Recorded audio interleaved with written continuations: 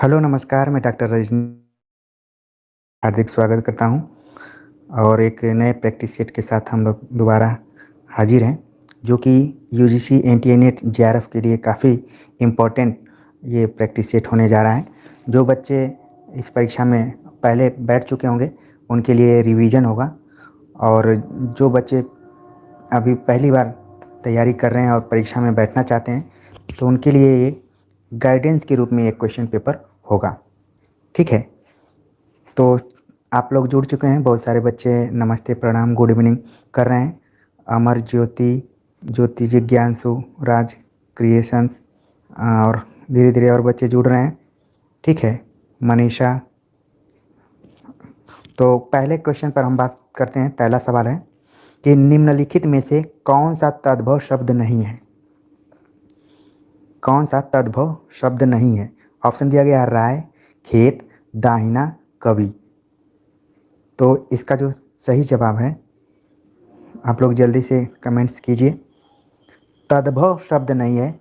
आप जानते हैं कि शब्द व्युत्पत्ति के कई वो होते हैं, तत्सम है, तद्भव है, देशज, विदेशज।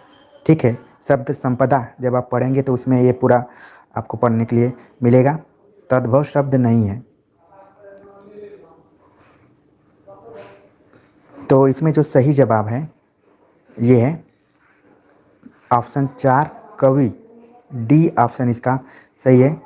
और कुछ बच्चे कह रहे हैं कि तद्भव नहीं है, खेत को क्षेत्र कहा जाता है, दाहिना को दक्षिण कहा जाता है, जबकि कवि जो इसमें है वो तत्सम है।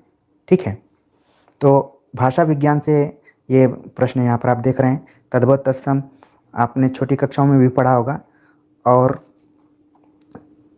लगातार ऐसे शब्दों से आप परिचित होते रहें। अगला जो प्रश्न है, पूछा जा रहा है कि निम्नलिखित में कौन सी भाषा आर्य भाषाओं में शामिल नहीं है। आप देखिए कैसे क्वेश्चन पूछे जा रहे हैं। पहला जो प्रश्न था उसमें भी नहीं वाला प्रश्न था, और यहाँ भी पूछा जा रहा है कि कौन सी भाषा आर्य भाषाओं में शामिल नहीं है। आप जानते हैं कि आर्य भाषाओं को 3 भागों में बांटा गया है, प्राचीन, मध्य और आधुनिक आर्य भाषा। तो उसमें कौन सी भाषा आर्य भाषा के अंतर्गत नहीं आती है?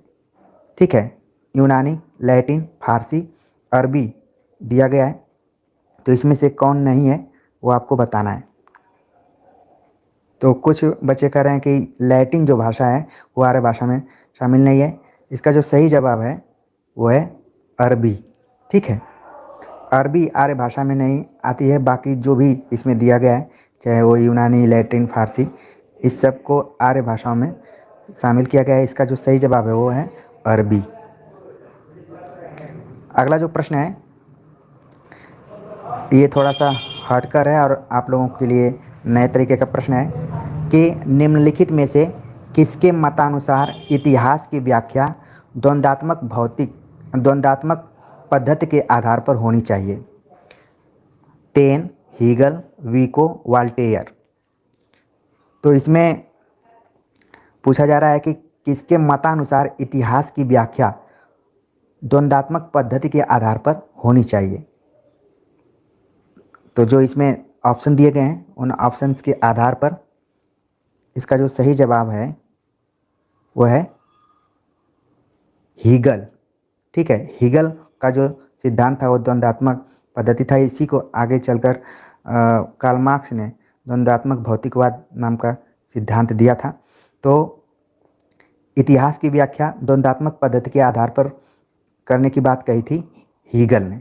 ठीक है, तो ये जो 3 क्वेश्चन थे आपके ऊपर, तीनों आपके लिए थोड़े से कठिन और आपको टेंशन और प्रेशर देने वाले रहे होंगे। ठीक है, तो इस तरीके का अगर प्रश्न आपको आए तो आपको परीक्षा में हड़बड़ाना नहीं है, क्योंकि शुरुआत के कम से कम 6 क्वेश्चन को आपको अच्छे से देखना है। अगर आप क्रिकेट मैच देखते होंगे तो ऐसा नहीं है कि पहले ओवर में ही बहुत अच्छा रन बन जाता है। हो सकता है कि पहला ओवर आपका मेडन जाए। तो आप जब भी परीक्षा में जाएं तो शुरू के 5-6 क्वेश्चन को आप थोड़ा सा अच्छे से देखने की कोशिश कीजिए, घबराइए मत उसको। ठीक है, हाँ, स्क्रीन जहाँ पर बड़ा करने लायक रहेगा वहाँ पर किया जाएगा, क्योंकि ये क्वेश्चन थोड़ा सा बड़ा था तो इसीलिए हमने इसको कवर करने की कोशिश की। अगला जो प्रश्न है, चौथा प्रश्न, अब इस प्रश्न को आप देखेंगे तो आपका थोड़ा सा जो है लगे मनोबल बढ़ेगा कि इसको मैं कर सकता हूँ। तो ये जो क्वेश्चन है कि निम्नलिखित में से कौन चंदन बाला रास के रचयिता हैं?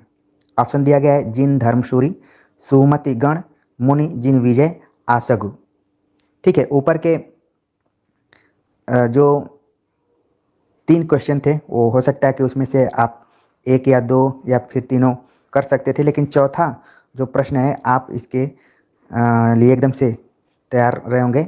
इसका जो सही जवाब है आप लोगों ने बता दिया कि आसगु कवि जो हैं चंदन बालारास, जो कि आदिकाल की प्रमुख रचना है और इसके जो रचयिता हैं वो हैं आसगु कवि।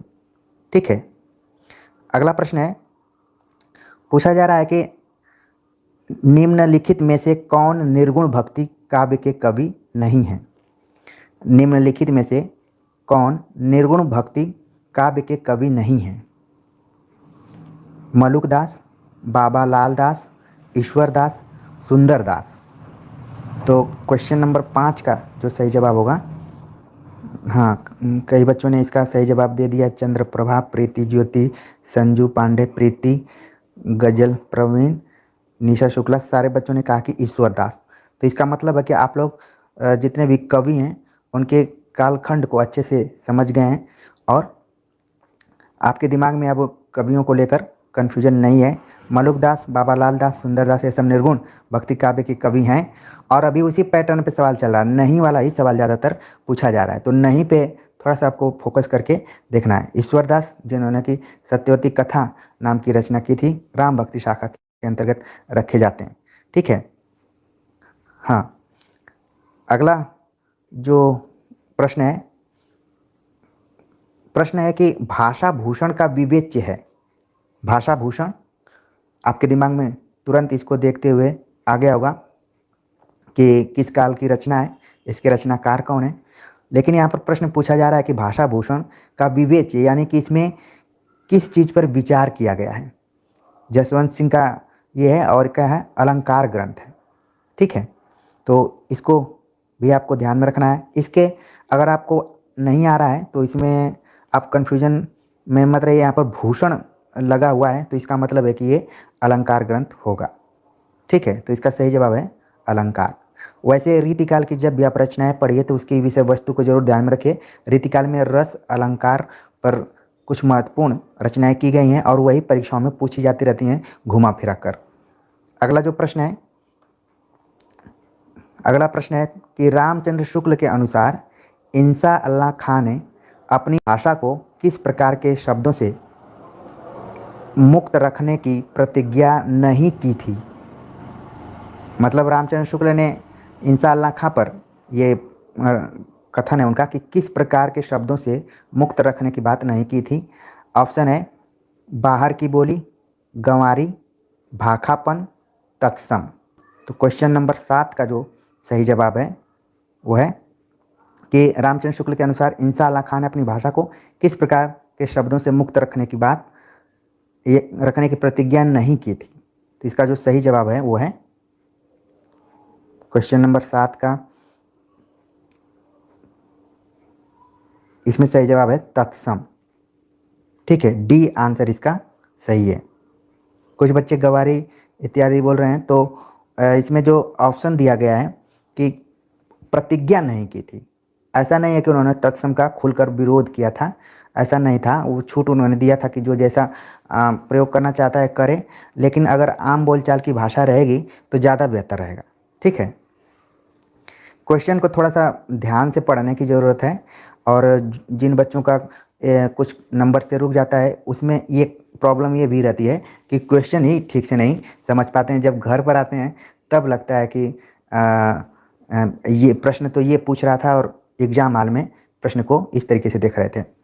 हाँ, 26 दिसंबर का ही मैंने क्वेश्चन पेपर लिया है। जिन बच्चों का नेट जेआरएफ हो गया उनको तो बधाई हो, लेकिन जो बच्चे अभी आगे परीक्षा की तैयारी कर रहे हैं उनके लिए एक दृष्टि पैदा कर सकता है ये क्वेश्चन पेपर, और जिन्होंने दे दिया है उनके लिए ये रिवीजन रहेगा। ठीक है, अगला जो प्रश्न है, सुंदरता का आलोक स्रोत है फूट पड़ा मेरे मन में, जिससे नवजीवन का प्रभात होगा फिर जग के आंगन में।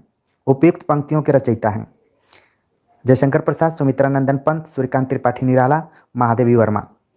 वैसे चाहते तो आप लोग खुद से इस क्वेश्चन पेपर को हल कर लेते, लेकिन इस वीडियो के माध्यम से आपको एक प्रेरक, उत्प्रेरक मैं कहूँ अगर केमिस्ट्री के लैंग्वेज में, तो उत्प्रेरक की भूमिका निभाई जा रही है। आपको एक बताया जा रहा है कि कैसे क्वेश्चंस को हल करना है, कैसे पढ़ना है और फिर इसको करना है। ठीक है, तो क्वेश्चन नंबर 8 का जो सही जवाब है वो आप लोग जल्दी से बताइए। इसका जो सही जवाब है, सुंदरता का आलोक स्रोत है फूट पड़ा मेरे मन में, जिससे नवजीवन का प्रभात होगा फिर जग के आंगन में। तो ये जो पंक्ति है ये ली गई है सुमित्रा नंदन पंत की। ठीक है, कई बच्चों ने इसका सही जवाब दे दिया है और जो बच्चे नए जुड़े हुए हैं वो एकदम से इसको क्लियर नहीं दिख रहा है।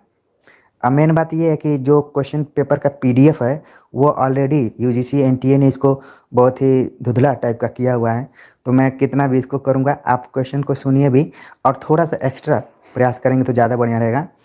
पीडीएफ सेंड कर देंगे बाद में, अभी आप इसको देख लीजिए। ठीक है, तो इस पंक्ति को ध्यान में रखिए, आगे अगर आएगा तो आपका गलत नहीं होना चाहिए। अगला प्रश्न है काफ़ी इम्पोर्टेंट कि निम्नलिखित में से किस आचार्य ने रीति का एक भेद अवंती को माना है? आप जब रीति संप्रदाय पढ़ेंगे तो इसके नाम को लेकर और इसके भेद को लेकर अलग अलग जो आचार्य रहे हैं उनका मत रहा है, जिसमें पूछा जा रहा है कि किस आचार्य ने रीति का एक भेद अवंती को माना है। ऑप्शन दिया गया भामा, वामन, कुंतक, भोजराज। ठीक है, तो इसका जो सही जवाब है आप लोग जल्दी से दीजिए कि अवंती किसने कहा है, रीति का एक भेद किया है। तो क्वेश्चन नंबर 9 का जो सही जवाब है कि भोजराज। ठीक है, भोजराज ने रीति का एक भेद अवंती किया है। वैसे रीति के अलग अलग भेद किए गए हैं, इसके नाम पर भी अलग अलग आचार्यों ने विचार किया है। भोजराज का एक खास योगदान और रहा है, इन्होंने श्रृंगार रस को प्रधानता दी है। ठीक है, रसराज कहा था इन्होंने। अगला जो प्रश्न है ये भी भारतीय काव्य शास्त्र से ही है। पूछा जा रहा है कि शब्दार्थयो अर्थ वत्स भावेन विद्या साहित्य विद्या किसका कथन है? शब्दार्थयोर्थ वत्स भावेन विद्या साहित्य विद्या किसका कथन है? शब्द अर्थ भाव विद्या साहित्य विद्या है, किसका कथन है? इसका अगर हिंदी में अनुवाद करके देखें मोटे तौर पर तो ऑप्शन दिया गया कुंतक, राजशेखर, भोजराज, विश्वनाथ। तो क्वेश्चन नंबर 10 का जो सही जवाब है वो है, आप लोगों ने बता दिया कि राजशेखर ने इसको कहा है। ठीक है, और इसी तरीके से शब्दार्थों सहितो काव्यम नाम से भामा ने कहा है, तो कुछ मिलता जुलता है, शुरू में ही मिल रहा है तो, लेकिन अंत में जो साहित्य विद्या है इसको ध्यान में रखिए। तो आगे अगर इस तरीके का प्रश्न आएगा तो आपका गलत नहीं होना चाहिए। अगला जो प्रश्न है पूछा जा रहा है कि टॉमस ईस्टर्न इलियट के अनुसार परंपरा संस्कृति का अंश नहीं है, निर्जीव होती है, अनुपयोगी है, जीवित संस्कृति का एक अंश है। तो पहले तो यहाँ पर आप देख रहे हैं कि क्वेश्चन में टीएस इलियट, वैसे आमतौर पर हम टीएस इलियट को जानते हैं, लेकिन यहाँ पर इनका पूरा नाम दे दिया है टॉमस ईस्टर्न इलियट, और इन्होंने परंपरा पर विचार किया है और इन्होंने परंपरा को क्या माना है? संस्कृति का अंश नहीं माना है, निर्जीव होती है, अनुपयोगी होती है, जीवित संस्कृति का एक अंश होती है। तो इसका जो सही जवाब है, ठीक है, जो बच्चे लेट से जुड़ रहे हैं और गुड इवनिंग इत्यादि कर रहे हैं उनको मेरी तरफ से हमेशा के लिए गुड इवनिंग, नमस्ते, प्रणाम सब कुछ रहता है। और इसी बीच आप लोगों ने इसका सही जवाब दे दिया कि इलियट के अनुसार परंपरा जीवित संस्कृति का एक अंश है। ठीक है, तो ये थोड़ा सा अंदर से सवाल पूछा गया था, इसीलिए अब टेक्स्ट पढ़ना काफ़ी ज़रूरी हो गया है। जो मार्केट में बहुत सारी किताबें ऑनलाइनर मिल रही हैं उनका महत्व धीरे धीरे कम हो रहा है, खुद से थोड़ा सा पढ़ना पड़ेगा सेल्फ स्टडी के माध्यम से। अगला जो प्रश्न है, अंडरस्टैंडिंग पोएट्री पुस्तक के लेखक हैं। अंडरस्टैंडिंग पोएट्री पुस्तक के लेखक हैं Allen Tate, Tillyard, Cleanth Brooks, sir William Empson. तो ये बुक पूछा गया है कि किसके द्वारा लिखी गई है, इसके लेखक कौन है। ठीक है, तो इसका जो सही जवाब है वो है ऑप्शन 3 है, क्लिंथ ब्रुक्स ने लिखा है अंडर स्टैंडिंग पोएट्री। और ये सब आप देखेंगे तो पाश्चात्य काव्यशास्त्र के अंतर्गत इनको आपको पढ़ाना होगा। ठीक है, विलियम एम्सन से आप परिचित होंगे, क्लिंथ ब्रुक्स से, और एलन टेट ने तनाव नामक एक सिद्धांत दिया था, ये है। बच्चे कह रहे हैं कि सर आज बहुत लोग जुड़े हैं चलिए, ये आप सब लोगों की कृपा है, जितना जो जुड़ेगा उतना ही उसको फ़ायदा होगा। बाकी कुछ बच्चों को लग रहा होगा मैं स्लो पढ़ा रहा हूँ, स्लो नहीं पढ़ा रहा हूँ, क्योंकि जो चीज़ें आप पढ़िए पूरा एकदम से आप उसको क्लियर कर लीजिए, ज़्यादा बढ़िया रहेगा।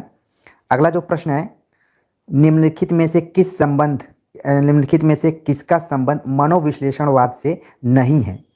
तो यूजीसी एनटीए नेट में ज़्यादातर नहीं वाले पे जोर दिया जा रहा है। और मनोविश्लेषणवाद, आपने विभिन्न वादों के बारे में पढ़ा होगा, साहित्य में वाद चले रहे हैं, तो स्वतंत्रतावाद, मनोविश्लेषणवाद, अस्तित्ववाद। तो यहाँ पूछा जा रहा है कि कौन नहीं है। तो यहाँ पर देखिए, विचारक का नाम नहीं पूछ रहा है, बल्कि उसकी खास प्रवृत्ति को यहाँ पर ध्यान में रखा। क्वेश्चन को देखिए, अब मेरी कोशिश है कि क्वेश्चन के नेचर को देखिए, ताकि जब आप सेल्फ स्टडी करने जाएं तो उसी हिसाब से पढ़ें। तो मनोविश्लेषणवाद में काम की बात कही गई है, अहम की बात, और मनोविश्लेषणवाद की पद्धति तो है ही, पाठ संरचना नहीं है। ठीक है, पाठ संरचना जब आप संरचनावाद इत्यादि पढ़ेंगे तो उस समय विखंडनवाद, उन विचारधाराओं में इस पे ज़्यादा जोर दिया गया। बाकी मनोविश्लेषणवाद में ये तीनों है, तो सही जवाब आपका हो गया 2। ठीक है, अगला जो क्वेश्चन है, पूछा जा रहा है कि निम्नलिखित में से कौन सा विद्वान अस्तित्ववाद का चिंतक नहीं है। अस्तित्ववाद का चिंतक नहीं है। अभी मनोविश्लेषणवाद पर आधारित क्वेश्चन आया था जो कि प्रवृत्ति पर था, लेकिन यहाँ पर अब चिंतकों का नाम पूछा जा रहा है। ऑप्शन में दिया गया Albert Camus, Ezra Pound, Martin Heidegger, Jean Paul Sartre. तो कौन नहीं है इसमें हमें बताना है। तो इसका जो सही जवाब है वो है एजरा पाउंड।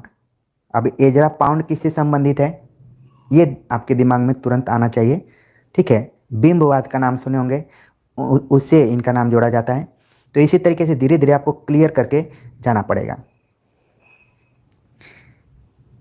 अगला जो प्रश्न है, ये आपके एकदम मन मुताबिक प्रश्न पूछ लिया गया कि चंद बरदाई ने पृथ्वीराज रासों में निम्नलिखित में से मुख्यतया किस छंद का प्रयोग किया है।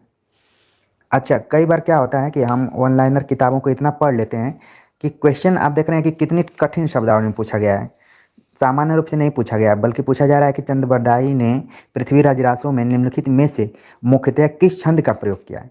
अरिल, पतझड़िया, कवित, सवैया। तो किसका ज़्यादातर प्रयोग किया है। तो कुछ बच्चे कह रहे हैं कि पतझड़िया का प्रयोग किया है।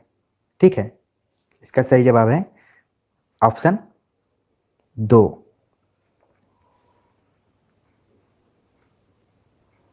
लेकिन इसमें जो सही आंसर दिया है वो है कवित। ठीक है, ये फाइनल आंसर इसमें दिया हुआ है कि कवित का सर्वाधिक प्रयोग किया है। चंद बरदाई ने पृथ्वीराज रासों में, पृथ्वीराज रासों को छंद का अजायब घर भी कहा जाता है, लेकिन आप देखें कि आदिकाल में सर्वाधिक अगर छंद प्रयोग किया जा रहा था तो पतझड़िया था।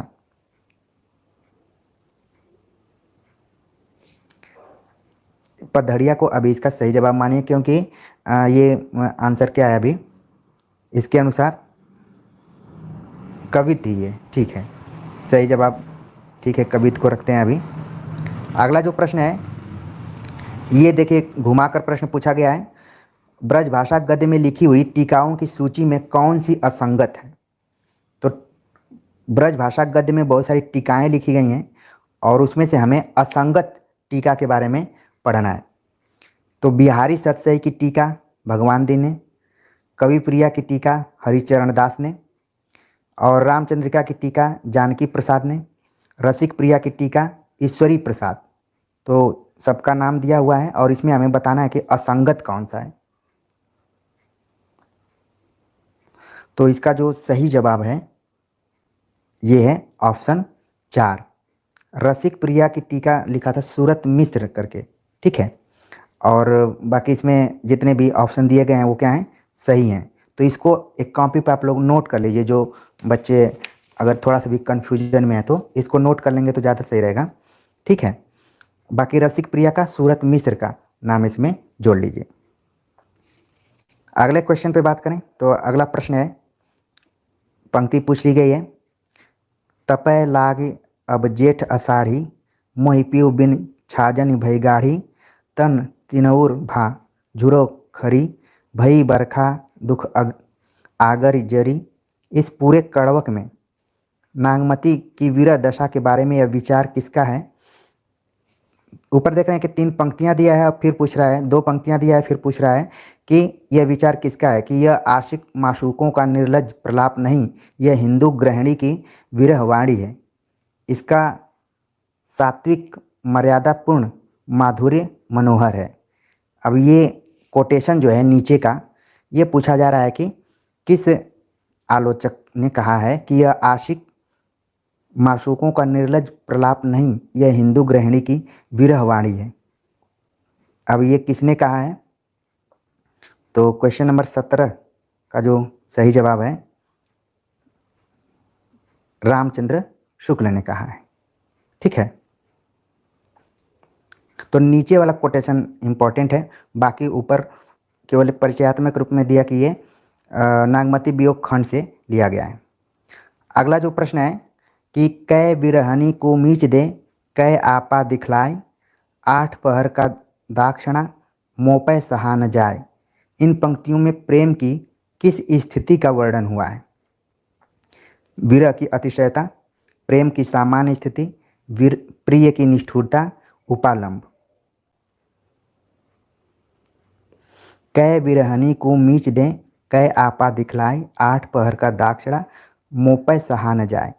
तो पंक्ति को जब आप 1 से 2 बार पढ़ेंगे तो आपके दिमाग में तुरंत आ जाएगा कि इसमें विरह की अतिशयता का वर्णन किया गया है, ठीक है। हो सकता है कि एक बार आप पढ़ें तो तुरंत नहीं समझ में आए, अगर 1 से 2 बार पढ़ेंगे तो तुरंत इसका भाव समझ में आ जाएगा। और ये पंक्ति जो है वो कबीर ग्रंथावली से ली गई है। अगला जो प्रश्न है, तो पर वारो उर्वशी, सुन राधिके सुजान, तू मोहन के उर्वशी, हुए उर्वशी समान। आमतौर पर ये पंक्ति अलंकार आधारित प्रश्न पूछे जाती थी खूब, लेकिन यहाँ पर थोड़ा सा इसको चेंज कर दिया गया है, ठीक है। पूछा जा रहा है कि दोहे में सखी राधा से क्या कह रही है। राधा के रूप की तारीफ कर नायक से प्रेम करने के लिए उत्कंठित करती है, नायक की बेवफाई के कारण उससे दूर रहने की सलाह देती है, नायक की धृष्टता के कारण मान करने को कहती है, राधा के रूप की तारीफ करके उसका मान छुड़ाती है। तो ये थोड़ा सा लंबा प्रश्न है और आपको ठहर कर इसको हल करने की मांग करता है। तो इसका जो इसमें सही जवाब है वो है कि राधा के रूप की तारीफ करके उसका मान छुड़ाती है। तो इस पंक्ति का आप ध्यान में रखिए कि सखी राधा से क्या कर रही है। सही जवाब है राधा के रूप की तारीफ करके उसका मान छुड़ाती है, ठीक है। और कुछ बच्चे बता रहे हैं कि बिहारी का दोहा है। अगला जो प्रश्न है, अब देख रहे हैं कि यूजीसी नेट में पंक्तियों के आशय को पूछा जा रहा है ज़्यादातर। पहले क्या होता था, सामान्य रूप से पूछ लिया जाता था कि किस कवि की पंक्ति है, किस लेखक की पंक्ति है, लेकिन अब थोड़ा सा उसके अंदर उसके भाव को पकड़ने की कोशिश की जा रही है, उस हिसाब से प्रश्न पूछे जा रहे हैं। इसलिए आप लगातार जब एग्ज़ाम की तैयारी कर रहे हैं तो ऐसे आपको दिमाग में अब रखना पड़ेगा, पंक्तियों को ऊपरी सतह तौर पर देखकर आगे बढ़ना नहीं है। अगला प्रश्न है कि हम राज्य लिए मरते हैं, सच्चा राज्य परंतु हमारे कर्षक ही करते हैं। इस प्रसंग में उर्मिला का कौन सा विचार सही नहीं है। यानी कि ये साकेत से लिया गया है और पूछा जा रहा है कि इनमें से उर्मिला का कौन सा विचार सही नहीं है। सामंती समाज में स्त्रियां मर्यादा के नाम पर घर की चारदीवारी में कैद होती हैं। किसान स्त्रियां अपने पतियों के साथ स्वतंत्रता पूर्वक विचरण करती हैं। किसान राज समाज से अधिक सुखी है। राज्य सुख भाग्यशाली लोगों को प्राप्त होता है। तो ये क्वेश्चन नंबर 20 जो है इसीलिए थोड़ा सा आप लोग नेट जेआरएफ में जब एग्ज़ाम देने जाते हैं, चंद्रसेन गौतम कह रहे हैं कि मैं कब से पूछ रहा हूँ, तो ये अभी हाल में जो एग्ज़ाम हुआ था यूजीसी नेट का, उसी के क्वेश्चन पेपर को मैं एक तरीके से सॉल्व करा रहा हूँ रिवीजन के तौर पर भी, और जो नए बच्चे एग्ज़ाम में बैठने जा रहे हैं उनको एक दृष्टि मिले कि किस तरीके से क्वेश्चन पूछे जा रहे हैं। ठीक है, तो ध्यान में रखिए, अगर आप लोग जो इसमें सक्सेस हो गए होंगे तो उनको कोई बात नहीं है, जो बच्चे अभी लगातार एग्ज़ाम की तैयारी कर रहे हैं उनके लिए संजीवनी बूटी साबित हो सकता है। क्वेश्चन नंबर 20 का जो सही जवाब है, इसी बीच आप लोगों ने अच्छे से विचार कर लिया होगा, इसका जो सही जवाब है नीचे जो कोड दिया गया है, इसका भी सही जवाब है ऑप्शन 4 कि राज्य सुख भाग्यशाली लोगों को प्राप्त होता है। ठीक है, अगला जो प्रश्न है पूछा जा रहा है कि मुख कमल समीप सजे थे, दो किसलय से पुरैन के, जल बिंदु सदृश ठहरे कब, उन कानों में दुख किनके। इस छंद में प्रेयसी किस गुण या प्रवृत्ति, प्रेयसी के किस गुण या प्रवृत्ति का वर्णन हुआ है। यानी कि ये जो छंद दिया है इसको भी आपको आराम से पढ़ना पड़ेगा। मुख कमल समीप सजे थे, दो किसलय से पुरैन के, जल बिंदु सदृश ठहरे कब, उन कानों में दुख किनके। तो इसमें जो ऑप्शन दिया गया है कि प्रेयसी रूपवती है, प्रेयसी के लिए उपयुक्त उपमान नए हैं, प्रेयसी निर्दय है, प्रेयसी प्रिय के प्रति अनुकूल है। ठीक है, तो इसका जो सही जवाब है ऑप्शन तीसरा, इसका सही जवाब है मुख कमल समीप सजे थे, दो किसलय से पुरवैन, जल बिंदु सदृश ठहरे कब, उन कानों में दुख किनके। तो यहाँ प्रेयसी के जिस गुण का वर्णन किया गया है वो है कि प्रेयसी जो है निर्दय है, सब कुछ एकदम श्रृंगार रस का होते हुए भी है, लेकिन उसके कानों में किसी भी तरीके का या फिर जो भी भाव उत्पन्न हो रहा है उसमें श्रृंगार रस से संबंधित कोई भाव उत्पन्न नहीं हो रहा है। क्या है उसमें? निर्दय। अगला जो प्रश्न है पूछा जा रहा है कि पूर्व पुनरस्त परे ही दुरापना वात युवा हस्मि, उर्वशी का तृतीय अंक इस बीज भाव पर केंद्रित है, इसका स्रोत है। तो अब आपको सिलेबस में जितना टेक्स्ट लगा हुआ है उन टेक्स्ट को भी काफ़ी अच्छे से पढ़ना पड़ेगा। ठीक है, तब आप अच्छे से कॉन्फिडेंट होकर एग्ज़ाम में जा सकते हैं। अब जो सरस्वती पांडे, गोविंद पांडे की जो बुक है वो अब असिस्टेंट प्रोफेसर लोगों के लिए ज़्यादा सही हो गई है, क्योंकि आप देखेंगे कि इससे बहुत आसान रहता है असिस्टेंट प्रोफेसर के जितने भी पेपर आते हैं यूजीसी नेट का, इसका लेवल थोड़ा सा अलग है।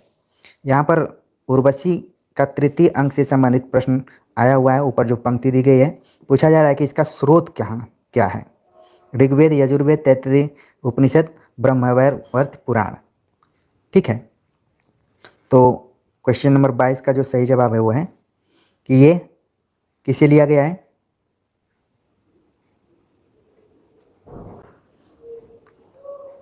ऋग्वेद से।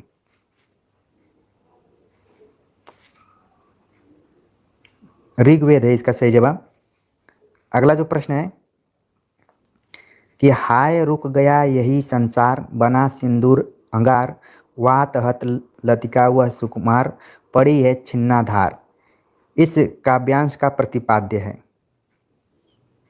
इस काव्यांश का प्रतिपाद्य कि स्त्री स्वावलंबी है, पुरुष के बिना स्त्री का कोई अस्तित्व नहीं, स्त्री के बिना पुरुष अधूरा है, स्त्री पुरुष स्वच्छंद है।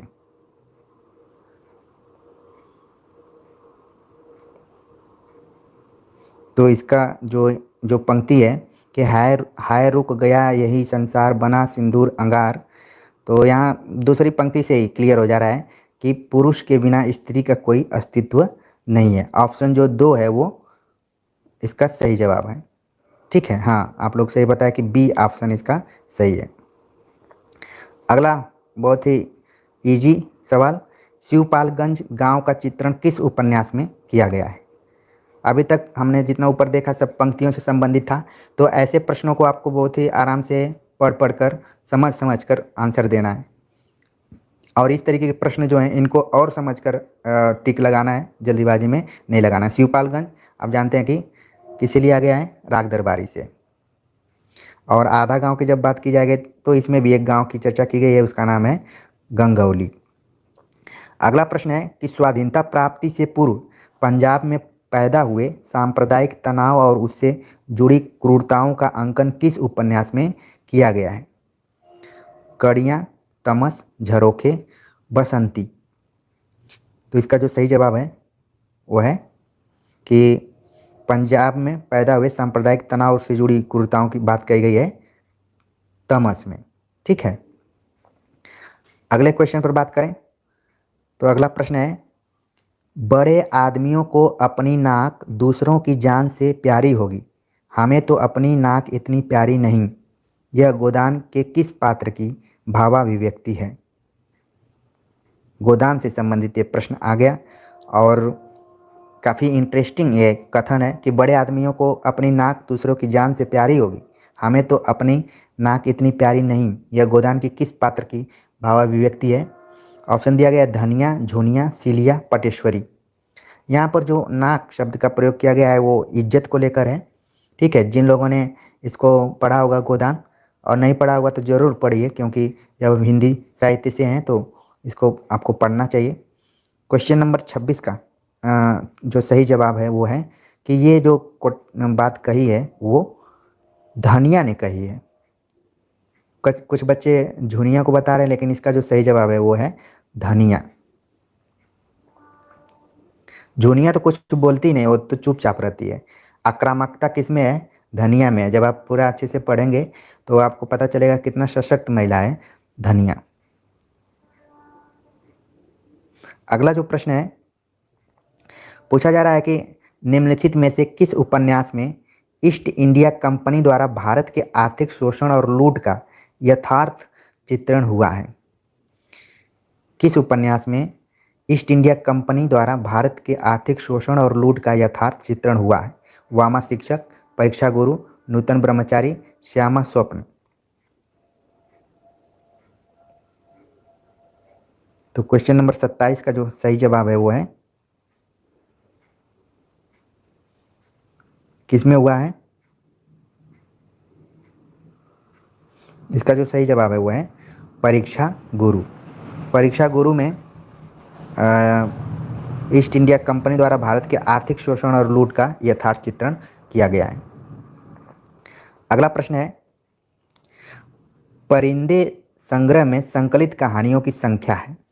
आमतौर पर पहले पूछ लिया जाता था कि परिंदे किसकी कहानी है या फिर नई कहानी की पहली कहानी कौन है, इस तरीके के सवाल पूछे जाते थे। किसी ने कहा था, ये थोड़ा सा और कठिन हो गया, लेकिन आप देखिए सीधे सीधे पूछ दिया गया है। सवाल देखने में बहुत ईजी है, लेकिन पूछ लिया गया कि परिंदे कहानी संग्रह में संकलित कहानियों की संख्या कितनी है। तो अब आपके दिमाग में तुरंत ये चीज़ बैठ जानी चाहिए कि परिंदे में कितनी कहानियाँ संकलित की गई हैं। इसका जो सही जवाब है वो है कि 7 कहानियाँ इसमें संकलित हैं। परिंदे में कुल 7 कहानियाँ संकलित की गई हैं। कुछ बच्चे 13 इत्यादि बता रहे हैं, लेकिन ध्यान में रखिए कि 7 कहानियों का इसमें संग्रह है। और उसमें परिंदे एक कहानी है जो कि लंबी सी कहानी है, और इसी को नई कहानी की पहली कहानी भी माना जाता है। अगला प्रश्न है, निम्नलिखित में से कौन सी कहानी ठुमरी कहानी संग्रह में नहीं है? ठुमरी कहानी संग्रह में नहीं है। आदिम रात्रि की महक, पंचलाइट, तीसरी कसम, रसप्रिया। तो इसे ये पता चल रहा है कि जो भी ये कहानियाँ दी गई हैं वो सब फणीश्वरनाथ रेणु की हैं, लेकिन ठुमरी कहानी संग्रह में कौन सी शामिल नहीं है ये हमें बताना है। तो इसका जो सही जवाब है वो है पहला ए जो ऑप्शन सही है कि आदिम रात्रि की महक ठुमरी कहानी संग्रह में नहीं है। बाकी जितनी भी, तीसरी कसम हो सकता है कि आगे आपसे पूछ लिया जाए कि किस कहानी संग्रह में है, तो ठुमरी में है। पंचलाइट आप लोगों ने पढ़ा होगा, जो यूपी बोर्ड में है वो 9वीं 10वीं में पढ़े होंगे छोटी कक्षाओं में। और रसप्रिया भी आप ध्यान में रखिए, ये सब घूम फिर कर परीक्षाओं में आते रहते हैं हमेशा। अगले क्वेश्चन पर बात करें तो अगला प्रश्न है कि चंद्रदेव से मेरी बातें हिंदी साहित्य की पहली कहानी थी जिसने अपने समय की राजनीति और अर्थनीति को केंद्रीय कथ्य बनाया।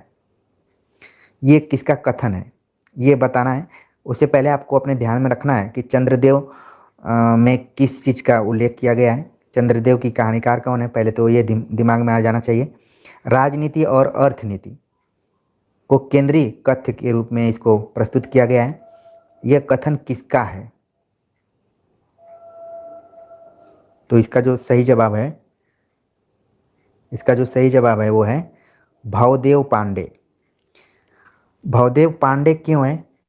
क्योंकि इन्होंने लिखा है कि हिंदी प्रथम दशक की कहानी, एक इनकी बुक है कि पहले दशक की हिंदी की प्रमुख कहानियाँ करके इन्होंने एक बुक लिखा है। उसी की भूमिका में इस बात का उन्होंने उल्लेख किया है कि राजेंद्र बाला घोष, बच्चों ने पकड़ लिया कि चंद्रदेव जो कहानी है राजेंद्र बाला घोष की है, ठीक है।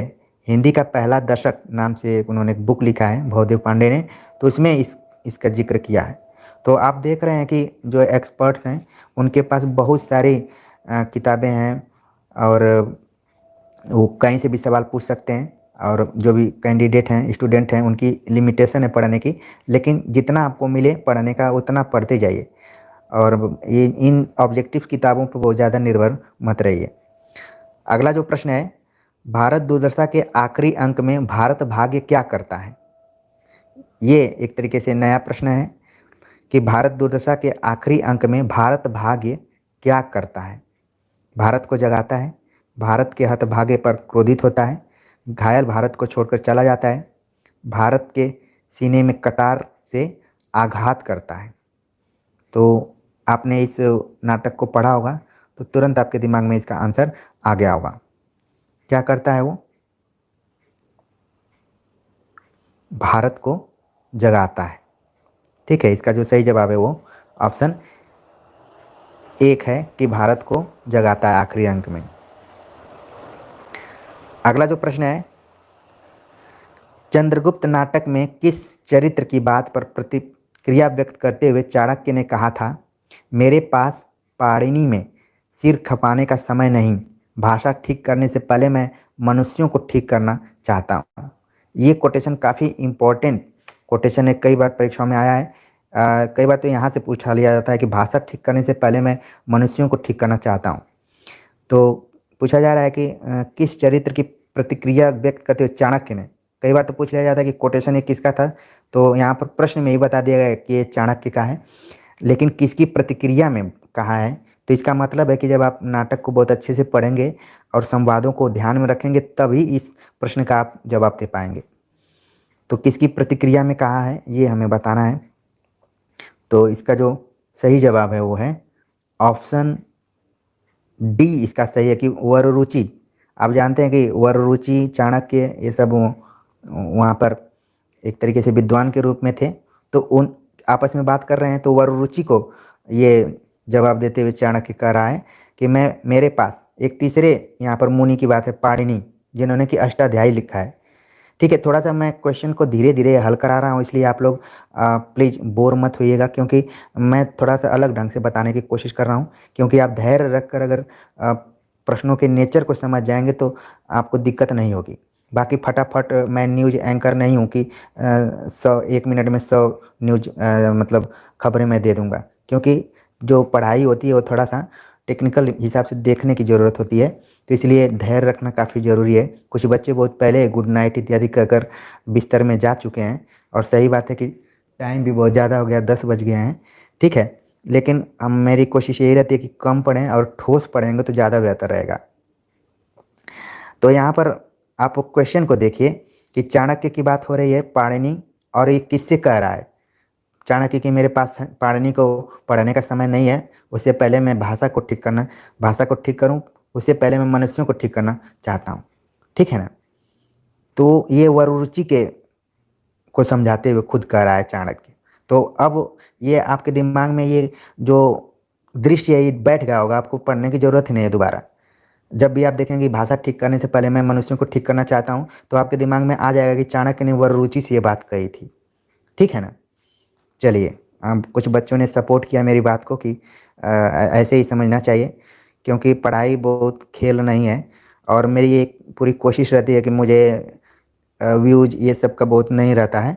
बस ये है कि आप चीज़ों को समझ जाइए, मेरी बात संप्रेषित हो जाइए, वो ज़्यादातर बेहतर रहेगा, ठीक है ना। क्योंकि एग्ज़ाम में आप जानते हैं कि परीक्षा गुरु होती है, बहुत पहले ही मैंने बताया कि परीक्षा खुद गुरु की भूमिका निभाती है। अगला प्रश्न है कि किसी वस्तु के प्रत्यक्ष ज्ञान या भावना से हमारी अपनी सत्ता के क्रोध का जितना ही अधिक तिरोभाव हमारे मन की उस वस्तु के रूप में जितनी ही पूर्ण परिणति होगी उतनी ही बढ़ी हुई हमारी सौंदर्य की अनुभूति कही जाएगी। यह कथन किसका है? तो ये जो प्रश्न आप देख रहे हैं ये निबंध से एकदम लिया गया है और 4 इसमें ऑप्शन में नाम दिए गए हैं कि कथन किसका है। तो इसका जो सही जवाब है आप लोग आराम से तुरंत दे देंगे कि रामचंद्र शुक्ल का ये कोटेशन है, ठीक है। कि किसी वस्तु के प्रत्यक्ष ज्ञान या भावना से हमारी अपनी सत्ता के क्रोध का जितना ही अधिक तिरोभाव और हमारे मन की उस वस्तु के रूप में जितनी ही पूर्ण परिणति होगी उतनी ही बढ़ी हुई हमारी सौंदर्य की अनुभूति कही जाएगी। ये रामचंद्र शुक्ल का कथन है। अगला प्रश्न है कि जितनी सफलता भारतेंदु युग के लेखकों को निबंध रचना में मिली उतनी कविता और नाटक में नहीं मिली। यह कथन किसका है? जितनी सफलता भारतेंदु युग के लेखकों को निबंध रचना में मिली उतनी कविता और नाटक में नहीं मिली। किसने कहा? रामचंद्र शुक्ल, हजारी प्रसाद द्विवेदी, रामविलास शर्मा, नंदुलारे वाजपेयी। तो ये जो कोटेशन है इसका जो सही जवाब है कि रामविलास शर्मा ने इस बात को कहा है, ठीक है। रामविलास शर्मा ने भारतेंदु युग पर किताब भी लिखा है, हिंदी नवजागरण और भारतेंदु युग। इसलिए जो महत्वपूर्ण किताबें उनकी भूमिकाओं को आपको पढ़ना बिल्कुल ज़रूरी हो गया है, तभी आप क्वेश्चंस को बहुत अच्छे से हल कर पाएंगे। अगले प्रश्न पर बात करें तो अगला प्रश्न है कि कविता क्या है? निबंध चिंतामणि के किस भाग में संकलित है? तो चिंतामणि के कुल 4 भाग हैं। अब पूछा जा रहा है कि कविता क्या है, किस भाग में है। तो ये थोड़ा सा इजी प्रश्न है आप सभी के लिए कि कविता क्या है। भाग 1 में इसका संकलन है और भाग 1 में कुल 17 निबंध संकलित हैं, ठीक है। अगले क्वेश्चन पर बात करें। अगला क्वेश्चन जो है पूछा जा रहा है कि विष्णुकांत शास्त्री के संस्मरण सुधिया उस चंदन के वन की का शीर्षक किस कवि की कविता से प्रेरित है? तो पहले आपको ध्यान में रखना है कि सुधिया उस चंदन के वन की जो ये संस्मरण विधा में है और विष्णुकांत शास्त्री द्वारा लिखी गई है और खुद ये किससे प्रेरित रहे हैं वो प्रश्न पूछा गया है। मतलब तीसरे तरीके से प्रश्न यहाँ पर पूछा जा रहा है। तो किसकी कविताओं से हैं? तो ऑप्शन दिया गया है सक्सेना, रघुवीर साहब माथुर, कीर्ति चौधरी। तो इसका जो सही जवाब है गिरिजा कुमार माथुर। अगला जो प्रश्न है धर्मेंद्र जोन कह रहे हैं कि मैं दिल्ली विश्वविद्यालय हिंदी ऑनर्स के प्रथम वर्ष का छात्र, कुछ बताइए सर अभी क्या करें। अभी आप अपने मेरिट पर ध्यान रखिए, खूब अच्छे नंबरों से पास हुए। बाकी कंपटीशन के हिसाब से पहले से ही अपने को अलर्ट करिए कि मुझे क्या करना है, क्योंकि मैंने देखा है दिल्ली में रहने का मेरा भी 11-12 साल का अनुभव है। तो बच्चे पहले सिविल सर्विसेज की तरफ जाते हैं और बाद में बहुत वो एकेडमिक की तरफ जाते हैं। तो क्लियर कर लीजिए कि किधर जाना है। बाकी मेरिट आप अच्छे से बना के रखिए कि दिक्कत ना हो। अगला जो प्रश्न है पूछा जा रहा है कि तुम्हारा पथेर दाबी पढ़ लिया पुस्तक उत्तेजक है, अर्थात अंग्रेजी शासन के विरुद्ध पाठकों के मन को अप्रसन्न करती है। आवारा मसीहा में यह किसका कथन है? अब आवारा मसीहा से संबंधित यहाँ पर प्रश्न पूछ लिया गया है। सामान्य रूप से पहले जब क्वेश्चन पूछे जाते थे तो आवारा मसीहा किसकी रचना है, किसकी जीवनी है, कब प्रकाशित हुआ, इस टाइप से। लेकिन अब देख रहे हैं कि चेंज हो गया है सब कुछ।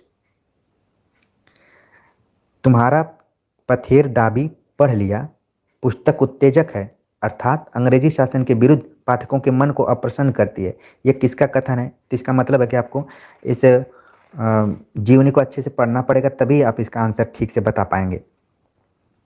तो इसका जो सही जवाब है वो है रविंद्रनाथ टैगोर। अगला जो प्रश्न है निम्नलिखित में से कौन सा पात्र मुर्दहिया के रचनाकार के परिवार से संबंधित नहीं है?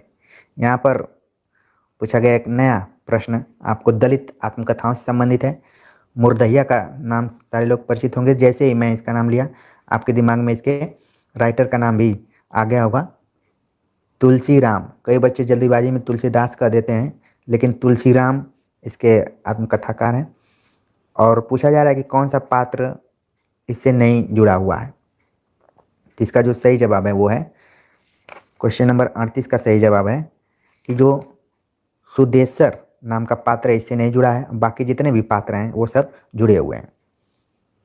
ठीक है, तुलसीराम से सौभाग्य से उनको सजीव रूप से और उनके भाषणों को सुनने का मौका मिला है कई बार, और कई सालों तक वो बीमार रहे, उनकी दोनों किडनी खराब रही, 5-6 साल तक जीवित रहे और अचानक उनका निधन भी हो गया। वो हिंदी साहित्य से नहीं जुड़े हुए थे, बल्कि रसियन सब्जेक्ट्स को पढ़ाते थे IR में, JNU में। जो बच्चे जुड़े होंगे जान रहे होंगे, जो नहीं होंगे वो भी। तो उन्होंने मुर्दहिया, बाद में एक उनकी रचना है मणिकर्णिका, उसका दूसरा पार्ट है। तो परीक्षाओं में इससे संबंधित आ जाते हैं, सवाल आते रहते हैं। ठीक है, अगले क्वेश्चन पर बात करें। अगला प्रश्न है, क्या भूलूं क्या याद करूं में लेखक ने अपने पिता के किस प्रकार के गीता वाचन का उल्लेख किया है। पहले तो आपके दिमाग में आ गया होगा कि क्या किस प्रकार के गीता वाचन का उल्लेख। हरिवंश राय बच्चन अपने पिता के बारे में लिख रहे हैं, जबकि हम अमिताभ बच्चन को जानते हैं, लेकिन हरिवंश राय बच्चन अपने पिता के बारे में लिख रहे हैं कि वो गीता का वाचन कैसे किया करते थे। तो इसके थ्रू हम लोग भी जान जाएंगे कि कैसे करते थे। सस्वर वाचन, गुनगुनाकर, मौन रहकर, ऊंचे स्वर में। तो इसका जो सही जवाब है, बड़ा ही टिपिकल जवाब, कि मौन रहकर। हो सकता है कि बहुत सारे बच्चे इसको सोच रहे होंगे कि मौन रहकर कौन मतलब वाचन करेगा, लेकिन इसका जो सही जवाब है वो है मौन रहकर, यानी कि वो चुपचाप उसका वाचन करते थे।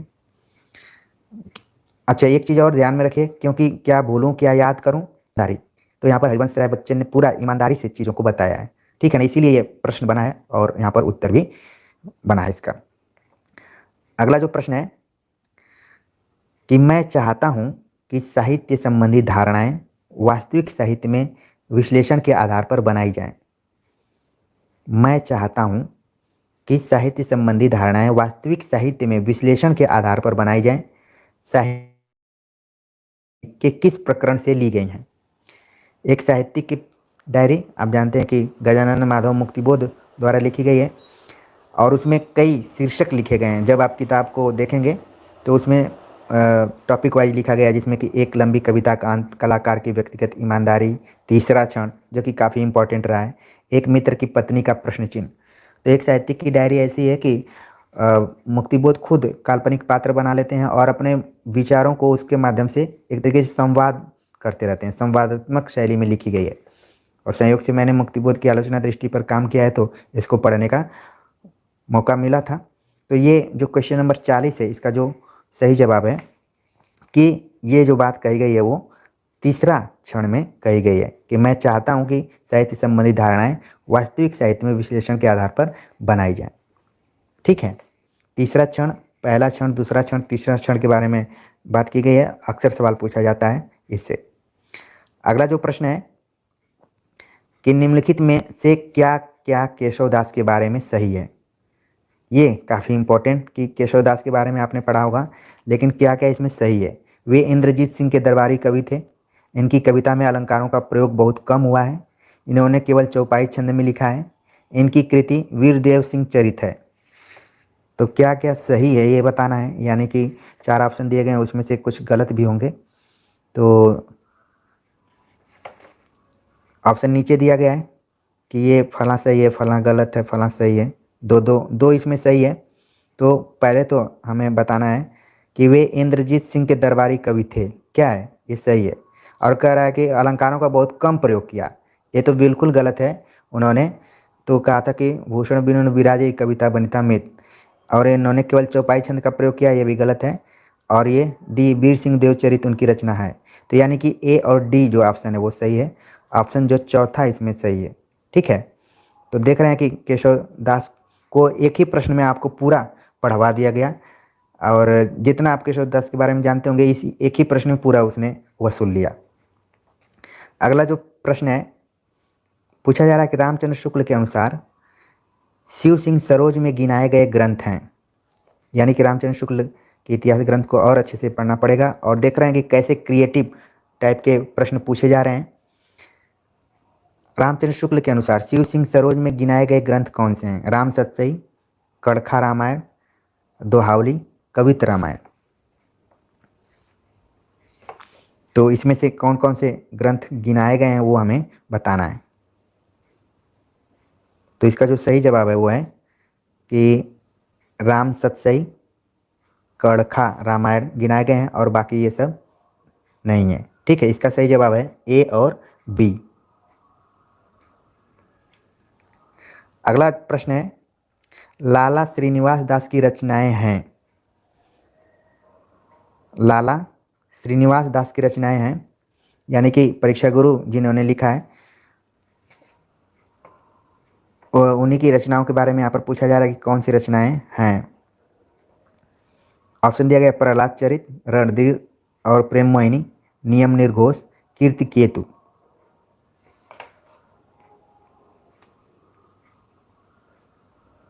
तो जो सही जवाब है कि प्रहलाद चरित भी है इनकी रचना, रणधीर और प्रेम मोहिनी भी है, बाकी ये दोनों रचनाएं उनकी नहीं है। सही जवाब है ए और बी। तो एक चीज़ आप देखिए कि ऊपर भी जो हमने हल किया तो इसका भी सही जवाब ए और बी था, नीचे भी देख रहे हैं कि सही इसका जवाब ए और बी है। तो इस तरीके से ऊपर नीचे भी देखकर आप परीक्षाओं में क्वेश्चंस को हल करते रहिए। अगला प्रश्न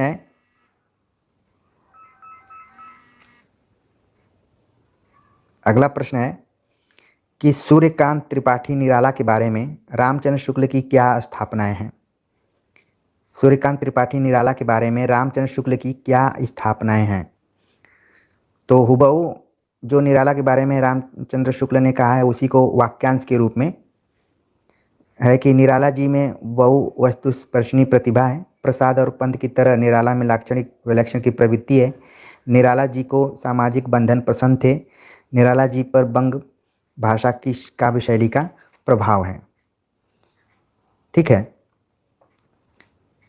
तो इसमें से कौन सी स्थापनाएं सही हैं वो हमें बताना है। और नीचे दो विकल्प इसका मतलब है कि सही है। तो इसमें जो सही है पहला है कि उन्होंने कहा है कि बहु वस्तु स्पर्शनी प्रतिभा है, उन्होंने इस बात को कहा है, तो ये सही हो गया। बाकी निराला जी पर बंग भाषा की काव्य शैली का प्रभाव है। और ये कह रहा है कि राम सामाजिक बंधन पसंद थे, तो ये तो बिल्कुल गलत है। और लाक्षणिक विलक्षण की प्रवृत्ति ये भी प्रवृत्ति है, ये भी गलत है। यानी कि इसका जो सही जवाब है ए और डी, तीसरा ऑप्शन इसका सही है। अगले प्रश्न पर बात करें। अगला प्रश्न है कि प्रभाववादी आलोचना के संबंध में सही तथ्य कौन से हैं? जब हमने हिंदी आलोचना के बारे में बातचीत की थी, हिंदी का गद्य साहित्य के अंतर्गत, तो उस पर हमने बातचीत किया है प्रभाववादी आलोचना पर। पूछा जा रहा है कि सही तथ्य कौन से हैं? कि प्रभाववादी आलोचना में अवचेतन मन का महत्व होता है, पदम सिंह शर्मा की आलोचना पद्धति प्रभाववादी आलोचना है, आलोचक स्वयं एक प्रकार की रचना करने लगता है, सहृदय आलोचक काव्य प्रवृत्ति को पढ़कर प्रभाव ग्रहण करता है। इसमें सही तथ्य के बारे में हमें बताना है।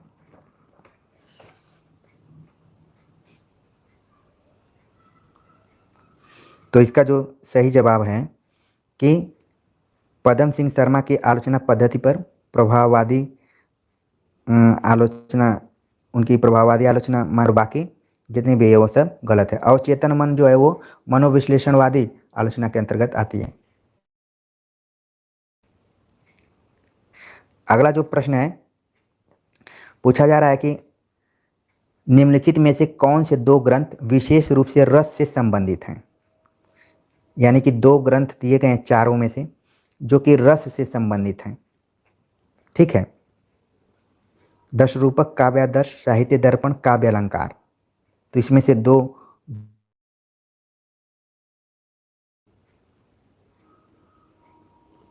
क्वेश्चन नंबर 46 का जो सही जवाब है पहला है और साहित्य दर्पण। आचार्य विश्वनाथ ने कहा था वाक्यम रसात्मकम काव्यम, तो उन्होंने रस की बात कही, तो जिसमें सी, इसमें सी सही है और ए है। दश रूपक धनंजय जो कि नाटक इत्यादि के बारे में ज़्यादातर बात उन्होंने किया है, और बाकी जो है वो अलंकार के बारे में है। काव्य अलंकार भामा और काव्यादर्श दंडी। सही जवाब इसका क्या है? ऑप्शन 1। अगला प्रश्न है, अमीर खुसरो के बारे में सही तथ्य बुक के आधार पर पूरा क्वेश्चन सेट किए गए हैं, तो आप एक जरूर आचार्य रामचंद्र शुक्ल की किताबों को पढ़िए, किताब इतिहास ग्रंथ को पढ़िए, और इस पर मैंने इस दृष्टिकोण से आपको पढ़ना है। और क्वेश्चन आप देख रहे हैं तो आपके दिमाग में खुद आ रहा होगा कि एक एक कवि जो महत्वपूर्ण कवि हैं उनको हमको आचार्य रामचंद्र शुक्ल की एक एक पंक्ति को पढ़ना पड़ेगा। अमीर खुसरो का जन्म पटियाला में हुआ था। वे निजामुद्दीन औलिया के शिष्य थे। वे ईरान और भारत के फारसी में लिखने वाले चोटी कवियों में से एक थे। उन्होंने कहा था कि मैं हिंदुस्तान की तूती हूँ, मुझसे कुछ पूछना हो तो फारसी में पूछो। तो इसमें हमें सही उत्तर का चयन करना है, ठीक है। तो पहले तो इनका जो जन्म यहाँ पर बताया है कि उनका जन्म पटियाला में हुआ था, ये क्या है? गलत है। पटियाला नहीं बल्कि पटियाली है, एटा में एक जगह है, तो ये गलत हो गया, ठीक है। निजामुद्दीन औलिया के शिष्य थे, ये सही है, और सी वाला ऑप्शन सही है। सही जवाब है इसका ऑप्शन 47 का क्वेश्चन नंबर 3, विकल्प नंबर 3 सही है, ठीक है। कि उनका निजामुद्दीन औलिया के शिष्य थे और ईरान और भारत के फारसी में लिखने वाले चोटी के कवियों में से एक थे। बाकी उनका जो जन्म हुआ था पटियाली में हुआ था, यहाँ पर पटियाला शब्द लिखा हुआ है। अगला जो प्रश्न है वो प्रिय प्रवास से संबंधित प्रश्न आ गया, ठीक है। प्रिय प्रवास, तो प्रिय प्रवास आप जानते हैं कि हिंदी खड़ी बोली का पहला महाकाव्य है। पूछा जा रहा है कि इसमें हिंदी के मात्रिक छंदों का प्रयोग हुआ है। प्रिय प्रवास खड़ी बोली हिंदी का पहला महाकाव्य है। इसके छंदों में तुकांतता नहीं है। इसमें कुल 27 सर्ग हैं। तो प्रिय प्रवास में तो 27 सर्ग नहीं है, 17 सर्ग हैं। तो बी ऑप्शन इसमें जिसमें सही होगा उसका सही जवाब होगा। तो इसमें हम देख लेते हैं कि जो इसका सही आंसर है वो है बी और सी, इसका सही जवाब है, और बाकी जो भी जवाब दिए गए हैं वो सब गलत है, ठीक है। अगला प्रश्न है, राम की शक्ति पूजा से पूछ लिया गया। तो देखिए प्रश्नों का थोड़ा सा आप ट्रेंड देख रहे हैं कि कैसे पूछा जा रहा है। अब रचनाओं को नॉर्मली नहीं पूछा जा रहा है कि राम की शक्ति पूजा किसकी रचना है, कब प्रकाशित हुई थी, या फिर कालक्रम से संबंधित अभी तक कोई इस तरीके से नहीं आया कि राम की शक्ति पूजा तुलसीदास सरोज स्मृति, इस टाइप से नहीं आया हुआ आप देख रहे हैं। अब क्या है कि उसकी विषय वस्तु पर ज़्यादा फोकस किया जा रहा है। पूछा जा रहा है कि राम की शक्ति पूजा से संबंधित उपयुक्त कथन कौन से हैं। राम रावण के अनिर्णित समर का इतना विराट उदात्त चित्र अन्यत्र दुर्लभ है। राम की शक्ति पूजा का उल्लेख श्रीमद् भागवत पुराण में है। इसमें सूक्ष्मता के अनेक स्तरों पर विचरण करने वाली अर्थ योजना अप्रतिम है। इसमें राम एक दैवी चरित्र के रूप में है। सही उत्तर हमें बताना है, ठीक है। तो इसका जो सही जवाब है, पहले तो इसमें है कि राम दैवी चरित्र में, ये पूरा गलत है। सामान्य रूप से उनका जिक्र इसमें हुआ है। ऑप्शन ए और सी ऑप्शन इसमें सही है। बाकी राम की शक्ति पूजा श्रीमद् भागवत से नहीं है बल्कि बंगला रामायण से जुड़ा हुआ है, ठीक है। कृत्तिवास रामायण उसको कहा जाता है। तो इसका सही जवाब है ऑप्शन 3। अगला प्रश्न है, गीत फरोश कविता से लिया गया है कि गीत फरोश कविता में भवानी प्रसाद मिश्र कहना चाहते हैं कि व्यावसायिकता के कारण आज का कवि अपने गीत बेचने के लिए मजबूर है। आज का कवि ग्राहक की मर्जी के अनुसार गीत लिखने के लिए अभिशप्त है। कवि केवल खुशी के गीत लिखता है। कवि शौक से गीत लिखता है और बेचता है। तो इसमें हमें बताना है कि कौन सा ऑप्शन सही है। इसमें 2 ऑप्शन सही हैं, वही हमें बताना है। तो 150 का जो सही जवाब है वो है कि व्यावसायिकता के कारण आज का कवि अपने गीत बेचने के लिए मजबूर है, और आज का कवि ग्राहक की मर्जी के अनुसार गीत लिखने के लिए अभिशप्त है। बाकी जो ऑप्शन वो सब गलत हैं। सही जवाब है ए और बी, ठीक है। तो इस तरीके से आज के प्रैक्टिस सेट में हमने कुल 50 प्रश्नों पर बात किया। क्वेश्चन तो 100 थे, लेकिन समय कुछ ज़्यादा हो गया है, और आप लोगों का जो मन भी है वो थक गया होगा, तो ज़्यादा प्रेशराइज करके नहीं पढ़ना चाहिए। इन 50 सवालों में से अगर 5 सवाल भी घुमा कर भी रिपीट होकर आते हैं तो भी आप अगर सही कर लेंगे तो इस प्रैक्टिस सेट की सफलता मानी जाएगी। ठीक है, हूबहू तो प्रश्न नहीं आएंगे, लेकिन घुमा कर भी आएंगे किसी तरीके से, और तो आप कर सकते हैं। और बाकी आपको दृष्टि मिली होगी कि अब कविताओं को जब आप पढ़ेंगे तो सीरियसली उसकी एक एक पंक्ति को समझने की कोशिश करेंगे, उसके अर्थों को समझेंगे, और जितनी भी फैक्चुअल जानकारियाँ आप इकट्ठा करके रखे थे उनको एक एक फोल्डर बनाकर अपने दिमाग में रखना पड़ेगा, ताकि जब भी एग्ज़ाम में जाएं तो इस तरीके से गहराई से पूछे गए सवालों का जवाब आप धैर्य रखकर आराम से दे पाएँ। तो उम्मीद है कि इस प्रैक्टिस सेट का जो लक्ष्य था आप सभी अच्छे से समझ गए होंगे, और बाकी क्वेश्चंस को हम आगे कभी और सॉल्व करा देंगे, और इसी तरीके से नए नए प्रैक्टिस सेट को लेकर हम हाजिर होते रहेंगे। उम्मीद है कि आप सभी को अच्छा लगा होगा, और आप सभी इतने व्यस्तता के बावजूद भी इस वीडियो लेक्चर, और तकनीकी रूप से हम बहुत मजबूत नहीं, बहुत पहले ही मैंने कह दिया था, ये बस आप लोगों की रुचि और मेरी रुचि ही एक दूसरे को कनेक्ट की हुई है। और बस आप लोग ऐसे ही पढ़ते रहिए। मिलते हैं एक नए टॉपिक के साथ, तब तक के लिए नमस्कार, गुड नाइट, शुभ रात्रि।